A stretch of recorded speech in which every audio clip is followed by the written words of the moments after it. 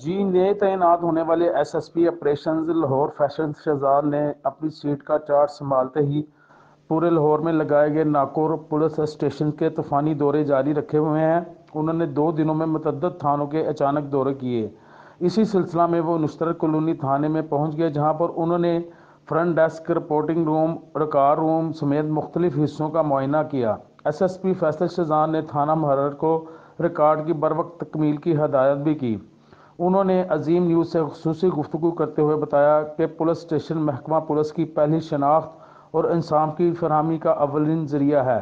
ہر شہری ہمارے لیے اہمیت کا حامل ہے، اسے عزت دینا ہم پر لازم ہے۔ انہوں نے پولیس افسران کو باور کروایا کہ شہریوں کے ساتھ بدتمیزی کو ہرگز برداشت نہیں کیا جائے گا۔